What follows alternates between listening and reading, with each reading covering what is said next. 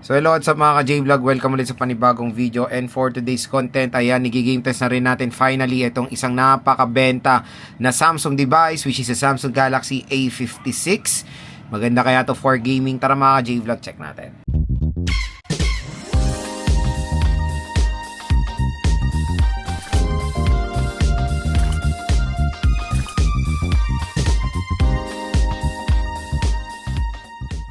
So, ang game test natin is 5 games, ML, WUWA, COD, Honor of Kings, at Genshin Impact. So, first na lalaruin natin is COD. And let's check yung kanyang graphics. Good news, available siya sa very high graphics. Yan, ang gagawin na lang natin, graphics high, frame rate max. Kasi mas okay yung mas mataas yung frame rate. And mataas pa rin naman yung graphics na mo-offer niya. So, yan, start tayo.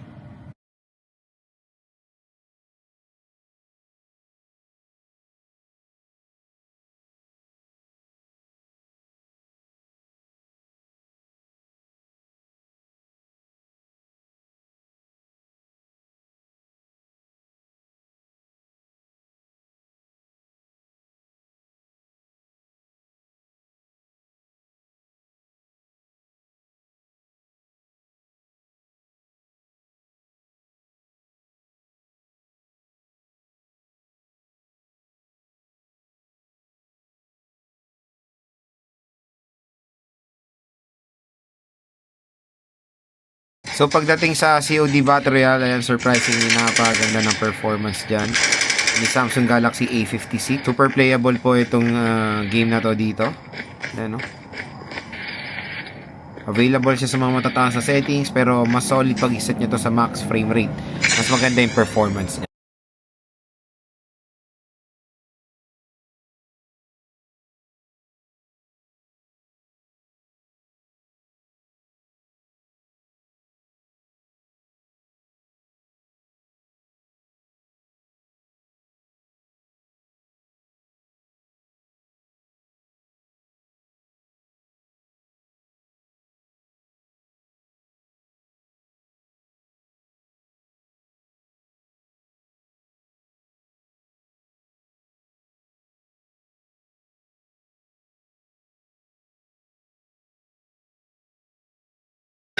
So ayan, kung makikita nyo performance niya sa COD mga ka-J-Vlog sa multiplayer, ang solid.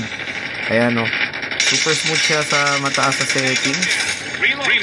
Kahit may kalaban tayo, wala tayo any frame drops na na-experience dito sa COD multiplayer sa Samsung Galaxy A56. So next naman is Mobile Legends. So ang set natin yung graphics niya, map quality is ultra.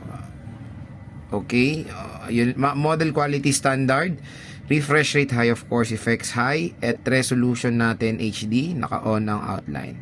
Okay.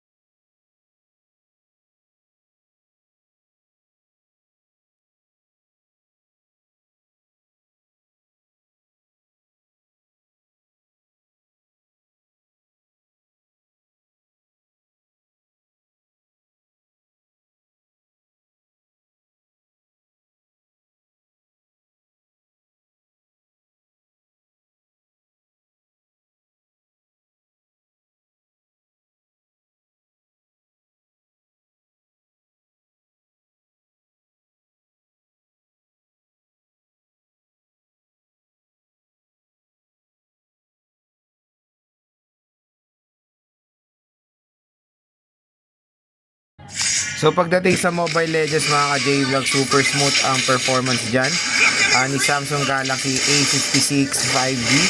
Ayan, no, available yan sa mataas na settings, pero no frame drops naman tayo na experience so far while handling yung ML dito sa mataas na settings. So magandang balita nga pag maglalaro rin kayo ng ML dito, available din siya sa mga matataas na settings.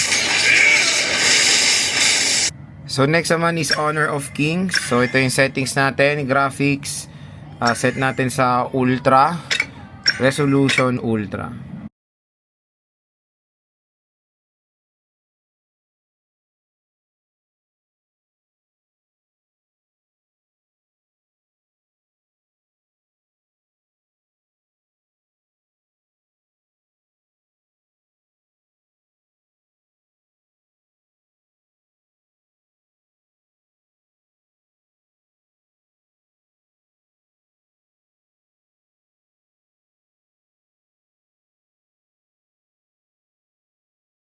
So pagdating sa Honor of Kings, grabe, napakaganda ng performance dito ni Samsung Galaxy A56 sa high settings.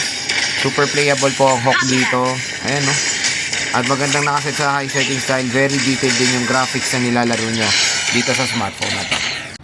So next is Genshin. Try natin i-set muna siya sa pinakamataas sa settings. So let's check kung ano magiging performance ni Samsung Galaxy A56. So 60 ang pinakamataas, motion blur natin ni off. High settings na siya. Ayan, nagiba na yung graphics niya, mas naging detail na. Oops.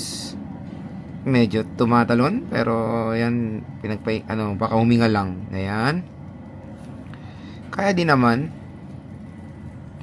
May mga few frame drops. Pero na-handle niya naman po ang Genshin. Expect nyo na to, mid-range to and a 5G chipset.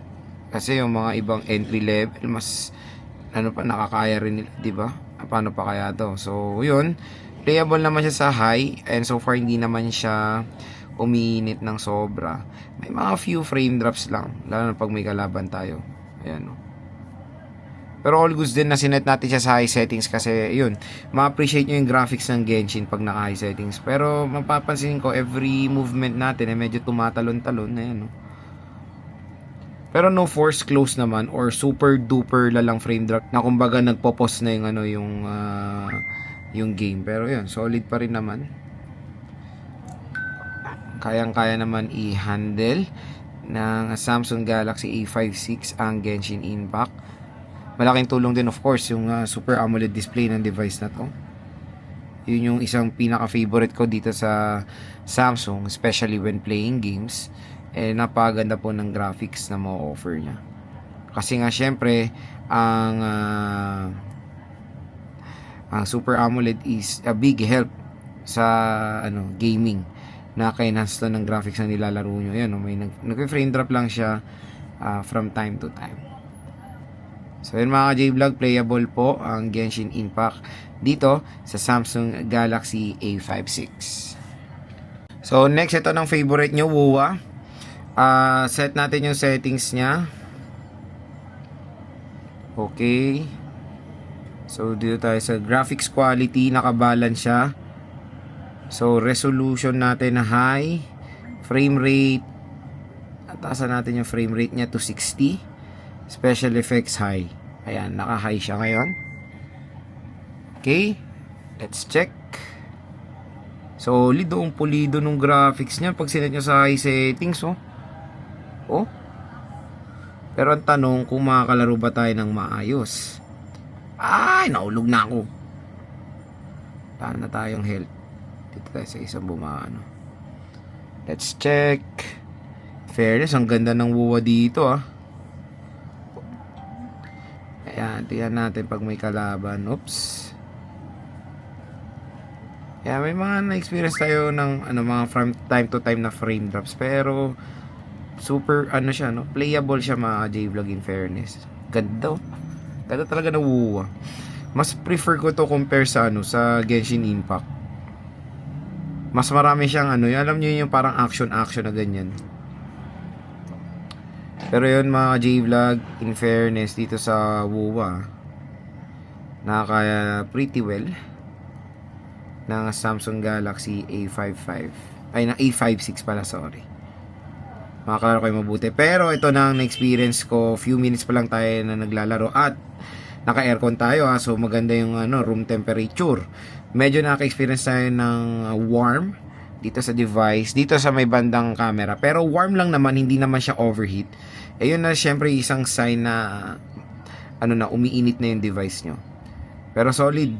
Wuwa po. Ayan, makakalaro kayo dito sa Samsung Galaxy A5. So yun mga ka-J-Vlog ang ating game test dito sa Samsung Galaxy A56. So yun nga, napaka-solid na tong device na to. For gaming din, expect nyo na yan for a price tag na 26,000 pesos. Talagang makakalaro kayo na mabuti dito. The sad thing dito sa device na to is 256 lang kanya mo offer. I think for a price tag na 26,000 pesos, it's not a perfect fit for the 256GB. Sana 512 na po ang in-offer ni Samsung when it comes sa A56 sa ganitong price tag. Pero again, game test, okay naman ang performance sa ML, lahat. Na-handle niya naman pretty well.